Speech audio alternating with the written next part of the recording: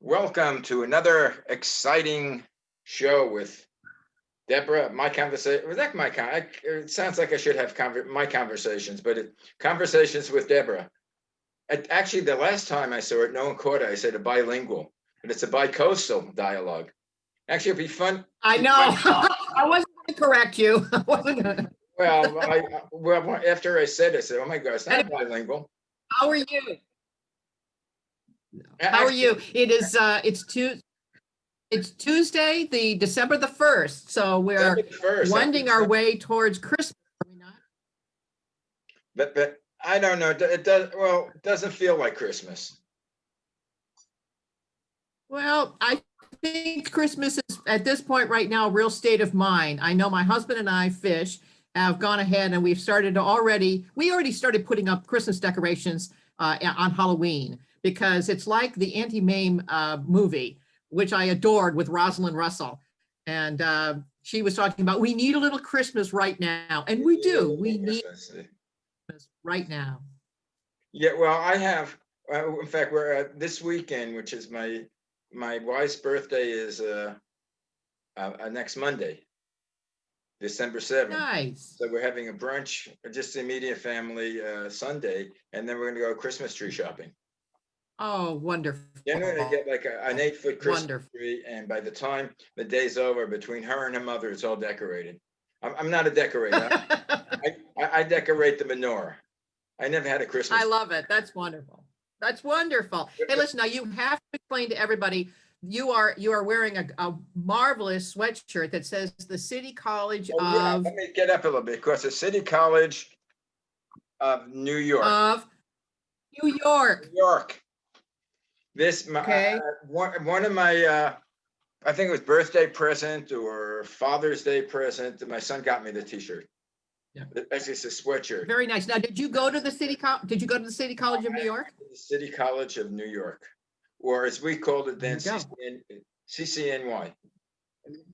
There you go. Which at the time that I went, and I won't say what year it was because it's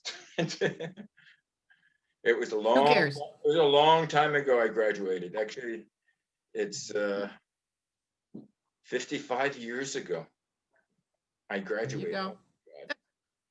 That's recent past. Yeah, and for those who are good in math, they could figure out how old I am. But that's right. I had to take, is my old story. I took I lived at the end of Coney Island, so I had to take a bus to the train, the subway. The subway was like about an hour and a half trip just on the subway, on the D train, for those of you from New York. Wow. Then I had to walk 125th Street up to 135th Street and Continental Avenue, which was probably about going uphill, by the way. Holy moly. So it took me about 2 hours going one way.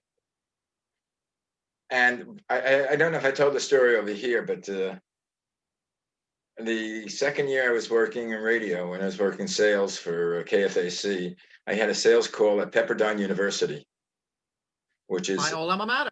That's where I got my MBA. Right, which is on PCH, Pacific Coast Highway, right on the Atlantic Ocean. And it was one of Pacific Ocean. Pacific Ocean. What did I say, Atlantic? Yes. You said Atlantic. It's fine.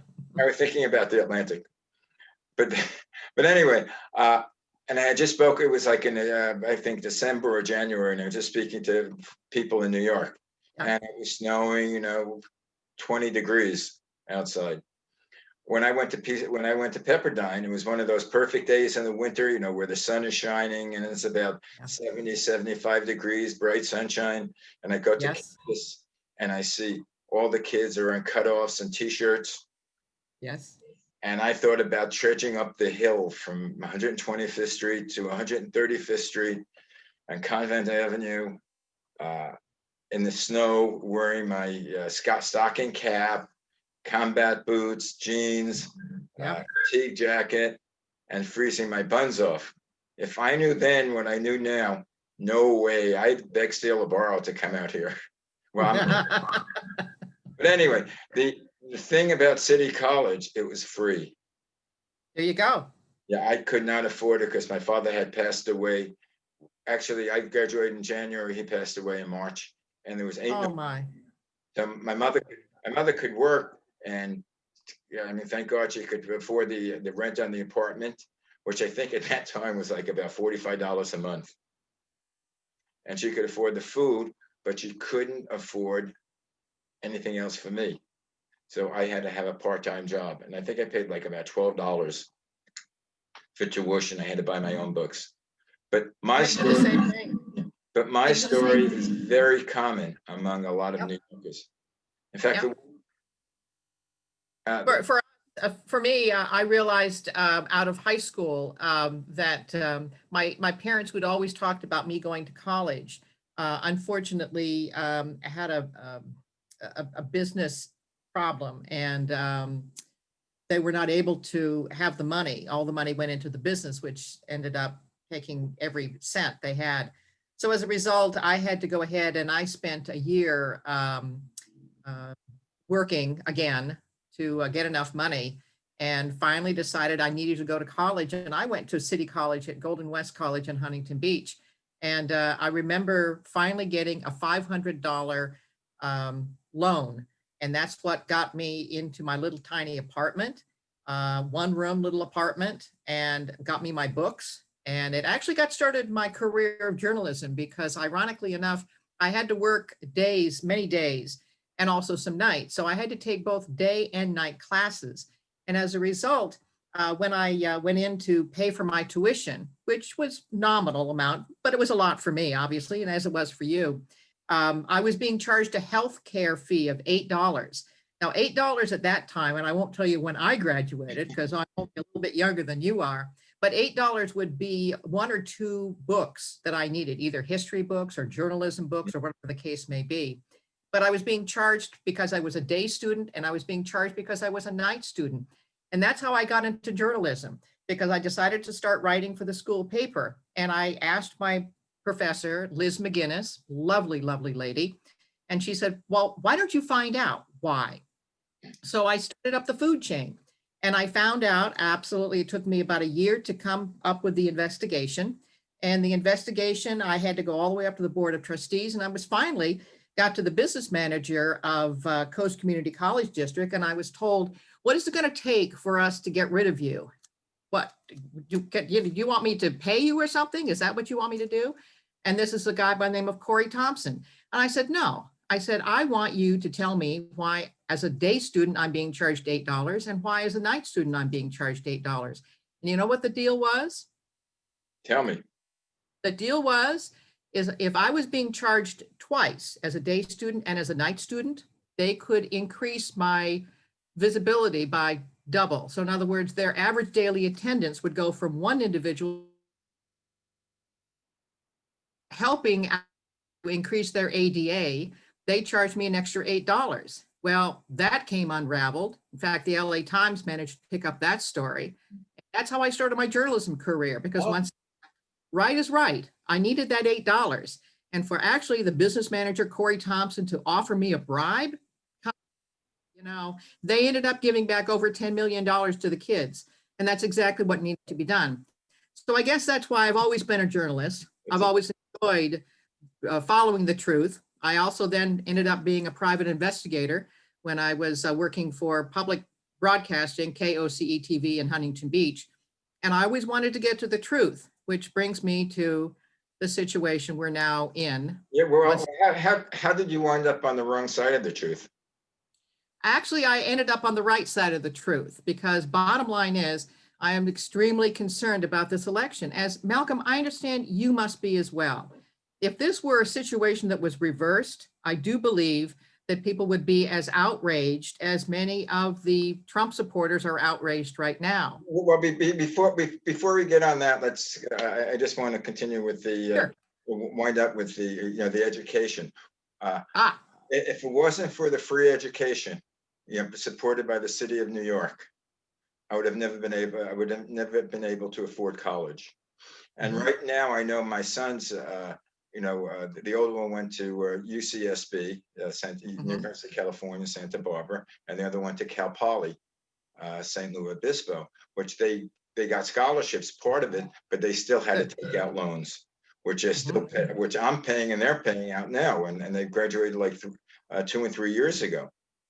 And you know what they did with those college loans? How much are you paying on the interest rates? The interest rates are very low. Good, I'm not sure. I think it's under 5 for them. I think good, it's like about 5.5. good. But Because in some cases, a private agency unfortunately took over, Navient took over many of the student loans. And the interest rate that they're charging is outrageous. You're looking at 7, 8, 9% interest rates. I'm glad to hear that you have the government sponsored, which was sitting at 5%. But our difficulty is this. When I went to school, we were being charged 1%, 1.5% in terms of interest. And when it became economically profitable for private industry to get involved in terms of student loans, that's where we started to see absolutely unbelievable increases in tuition. At the time was I ended up going to the University of Southern California, and I did get not a scholarship because my grades were not that good, but I was able to get a student loan, thank goodness. And when I went through the fastest 2 years in captivity. And at that time, that the loans did, the Pell loan did for me, and the other student loan did for me, is it gave me $50 a month payments at the end of my 2-year period of time. That was affordable for me. And so you and I agree in terms of education. I got a great education, I feel. And I think it's ridiculous when you have students that are coming out with 60, 70, 80, $100,000 worth of student loans. For what? It doesn't make any sense. Or bright children from poor families who can't afford, or that they can't afford the loans. And they don't go to college. Of course, our other issue at this point right now is that the university has, from what I've seen and what I've heard, is turned into a propaganda machine. I know that when I was going through college, that there were known professors that spouted more political diatribe than I wanted to. And I got into one of my journalism classes where there was a politician / professor, and he and I had a lot of cross words with one another. Once again, journalism should be fair and balanced. It should not be advocacy, which in fact it's turned into advocacy. And I do believe at this point right now that the universities are teaching, are converting our students into hating America, hating races for whatever reason. And I'm very, very concerned about that, Malcolm, and we're paying for it. It's Well, you see, the thing which I disagree with, if you disagree with our government, you don't necessarily hate America. I mean, I grew up, probably as you also, around during the Vietnamese War. You bet. When talking about City College, when I got on campus, they had a group picketing the war. And at that time, nobody knew there was a war. This was actually 1961. And that was the beginning of our involvement there. The war really didn't pick up, I think, till 65 with the Bay of Tonkin, which turns out to be a complete setup by us. It wasn't really an attack. But I was very much anti-war and protested. Now I'm a protester, and I was not anti-American. I think America is a great country. The things that I do, I don't think everything that we do is good.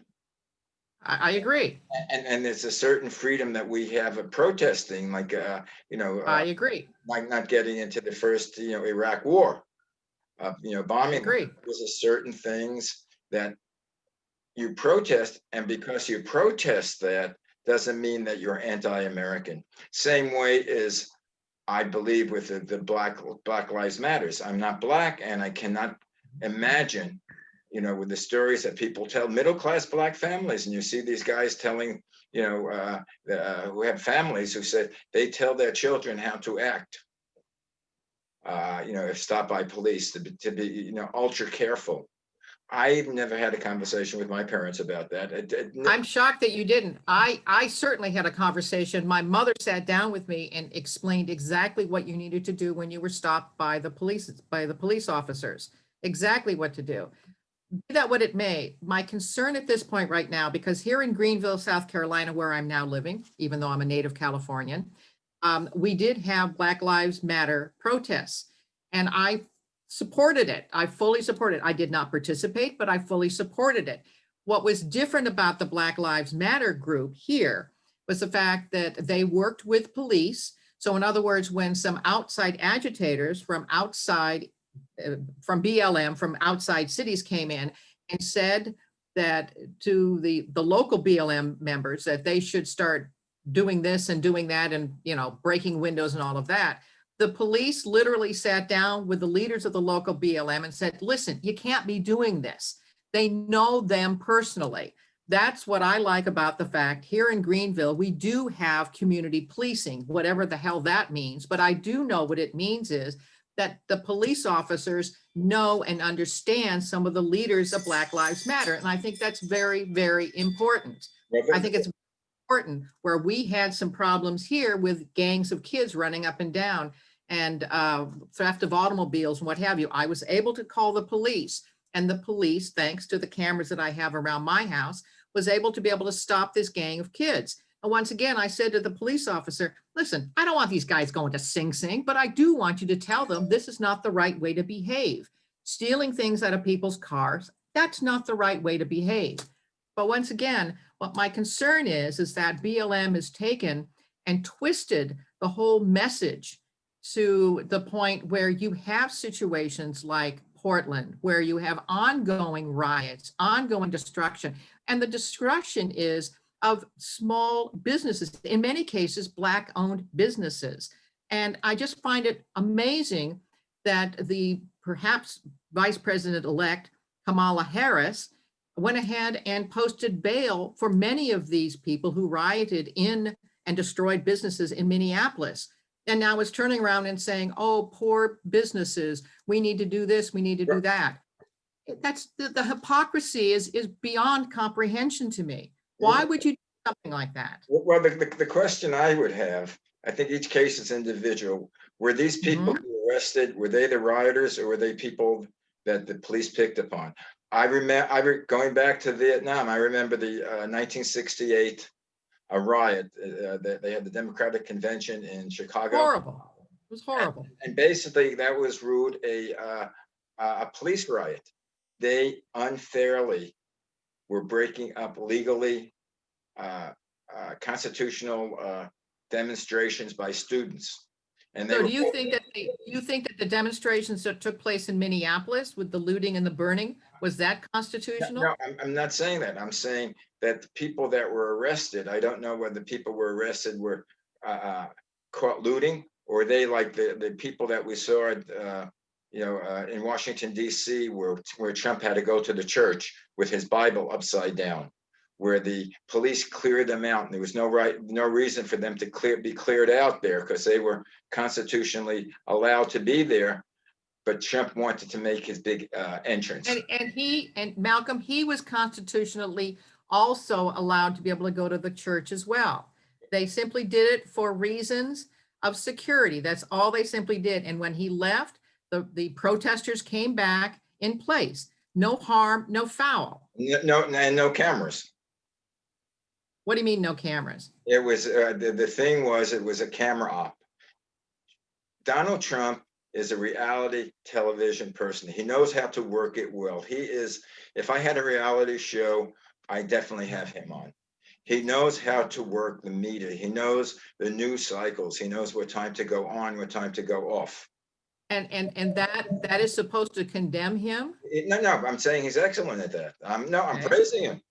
Okay. But the thing is, I don't know what the whole point of our conversation was. The whole point was he had every reason to go to the church. The church had been torched by rioters who were not peaceful protesters. Why would you torch a church? Well, Why would you do that? Well, they're anarchists that involved with all these movements. I understand that, but if BLM were true to the idea, BLM would be saying to the anarchists, go, get away, get out of our protest. This is not your protest. This is our protest. There are groups of people, yeah, the Black Lives Matters groups, the ones that do it well. There's the anarchists that want to cause problems, and then there's people that are caught in between that are not necessarily protesters. They're protesters that can't turn into rioters. I mean, there is that thing of what is it? The mass psychology. They go along with the flow. I mean, well, I do remember that it seemed like a lot of all of this stuff happened after dark. right. A peaceful would be there at 1 o'clock or 5 o'clock in the morning. Who's out at 1 o'clock and 5 o'clock in the morning? Well, let's see. There are drunks. There are ne'er-do-well people. And at this point right now, there's Antifa and the violence producing protesters. This is craziness. BLM was completely hijacked. And in fact, the leaders of BLM are avowed Marxist. They want to destroy the United States. Okay. Craziness. Going back to what I wanted to bring up, because actually we have 9 minutes left. We've been speaking 20 minutes. Anyway, I got this. I don't know who originally said it, but it's off the Facebook. It's the definition of democratic socialist. A democratic socialist is not a Marxist socialist or a communist. A democratic socialist is still a capitalist, just one who seeks to restrain the self-destructive excesses of capitalism and channel government's use of tax money into creating opportunity for everyone.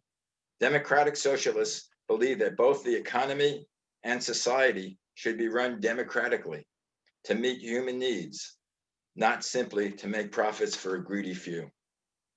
I think that's a good definition. Let me say where I disagree.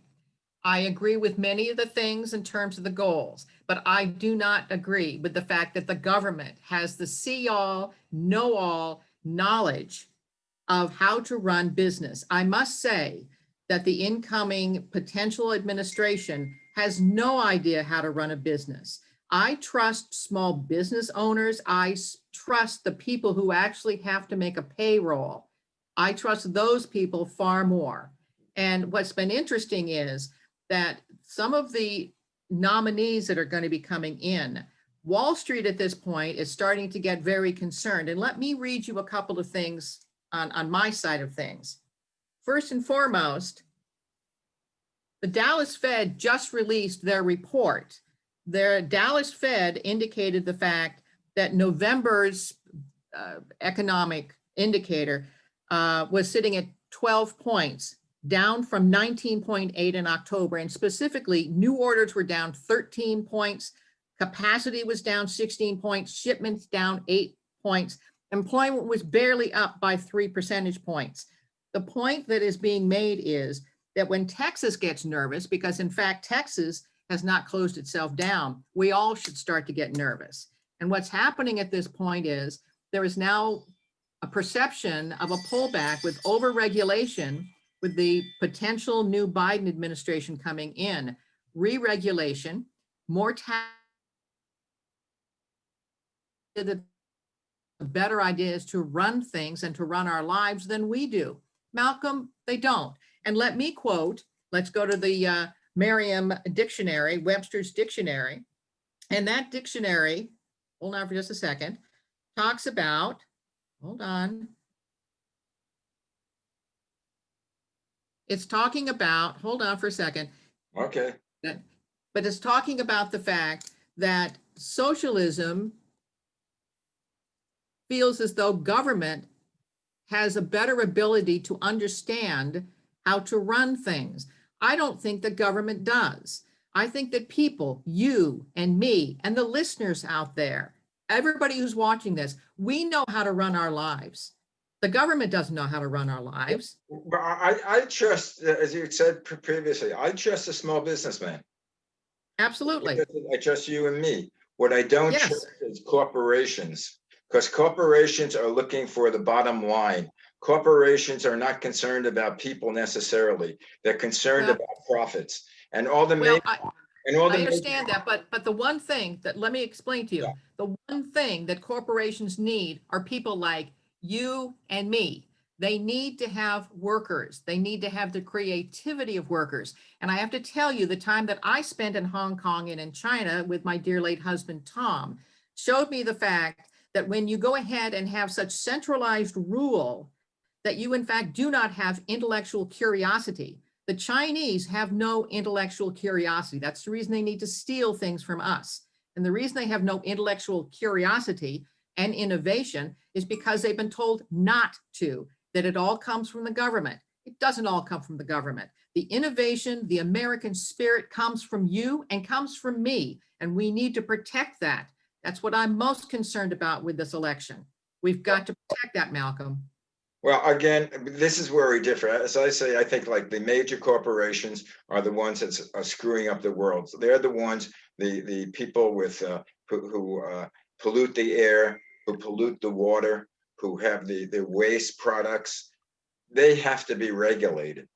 And in Again, fact, we are doing far better in terms of pollution, because I agree with you. We saw it in Los Angeles with the Air Quality Management District when I was a news reporter. They were very, very tough on industry, and they did clean up the air and they did clean up the water. So you and I agree on that. What I disagree on, I do not want the government running corporations, because the corporations need people like you and me. They need the innovation. They don't need the government control. They're not running it. They are regulating it. There's a difference between running it and regulating it. I believe that we need, yeah, a businessmen that head the corporations, but they have to be regulated on what they can do and what they can't do. Because again, the big thing for them is the bottom line. Is do they Well, make I'll tell you, we'll have another discussion the next time we talk. What's been very interesting, and when I did my research about coming here to South Carolina, once again, I have a master's in business administration, thank heavens, from Pepperdine. And my late husband actually put me through college, so I was able to get my MBA, thank heavens to him. But by the way, just since I spoke to Tom the other day, as you told me, Oh, you did? he came back as a blackbird. A crow. A crow. I don't know there, but I walk in the park over here, over in Sherman Oaks, and they're full of crows or big blackbirds. And every once in a while, as I'm walking, a bird lands about 2 feet away from me and stares at me directly in the eye. And I say, "Hello, Tom." And you know what? There are stranger things than heaven and earth. And there are bounty of things that we don't need and that we can be in awe and be awestruck of. I'm still a kid, and in wonderment. Just a brief story. Before you go on your story, I'm going to explain the next time I want us to talk, because the reason that I did come to South Carolina when I did my economic analysis, South Carolina and North Carolina are really the model for middle class employment for all races and all nationalities. It's a beautiful combination of government work with private enterprise. Government has its place, as does private enterprise. And I will tell you some of the statistics the next time we talk. And it's really very, very interesting. They're also now bringing in, this particular coalition is also now bringing in, of all things, junior colleges and universities. And what are they doing? They're now teaching their students as to how to think correctly, how to think statistically, to think towards business, to think towards industry, and to become a self-fulfilling prophecy of middle class civilization here in South Carolina. So you ask about the New South, that is the New South, and it is a wonderful model. No, I know very little about North or South Carolina. The only thing I know is they have a great basketball team. And they have a great football team too. Coach K, Yeah. And I like his philosophy. And he's he graduated West Point. And most people There you don't go. know that. And he coached an assistant coach at Army. There you go. And South Carolina, I forgot who the McGuire, one of the McGuire brothers was a coach over there back in the 70s. But the only thing I have against South Carolina is Lindsey Graham. Well, Lindsey, I've had numerous conversations with his staff about him flip-flopping on a various, the reason that he because there was so much out-of-state money coming in, over $100 million coming in for the Democratic candidate. And the South Carolinians at that point said, no, we don't want anybody from out of state telling us what. And I may have my differences with Lindsey Graham, which I do, as does my husband Fish. And we called him numerous times. And in fact, guess what? He calls back. Does it? Personally or his office? No, I have personally spoken with him. Oh, okay. The thing that I don't like about Lindsey Graham is when Trump was running for president, he was saying, basically that Trump is an idiot. He doesn't deserve the presidency. And I think he was right. All of a sudden, Lindsey Graham, the Trump is the next best thing to Einstein. He's a great thinker. He's a great army. He knows more than the generals. And in fact, he's the anointed one. Well, the reason is because we had no record to begin with. And now we actually have a record. We have an economic record of success prior to COVID. We had high unemployment in terms of, high employment and low unemployment for many racial minorities as well as the majority. Well, wait, a quick thing. We have three, count them, Nobel Peace Prize nominations because of the work he did in the Middle East. So there are a lot of accomplishments that this individual, President Trump, has, and he should be very proud of them, as we are. Well, number one, now I'm going to say I have Obama's top 50 accomplishments, which we don't have time for because I just got notified that our time is up. But we'll go into that. But the thing I wanted to bring out, which you told me he would never do. What? He said once you told me, I believe I'm paraphrasing, once the election's over and he exhausted the courts, and he's done that, and he has a perfect right to, but now he's going individually to the various state legislatures and trying to. He has the right to do that, Malcolm. He does. Right. I know, but is it right for him to? He has the legal right to do it, but is he right doing it? Going to the legislatures saying, please do not certify the election, give it to your. Well, but the Constitution calls for that. And the founding I'm saying concerned about the fact that the vote could be tainted, and in fact, we're seeing a lot of evidence that I'm saying legally he can do it, but he's the leader of our country, and what he is doing, he is telling our country and the world that we have a phony election, that everything is fake,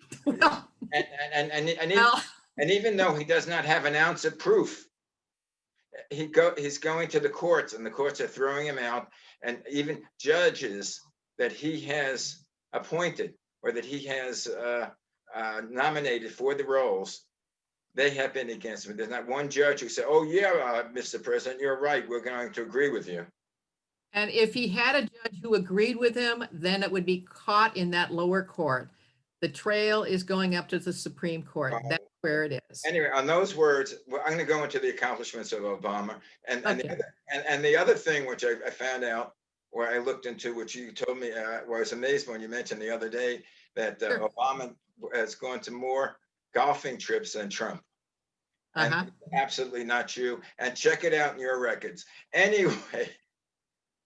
Well, I do remember that when Syria was chemically bombing its citizens, that he was on the golf course. I remember that. I have nothing against the golf. I think that a person that has that much responsibility has to take a break and relax himself. I would hope so. And because otherwise you just go nuts.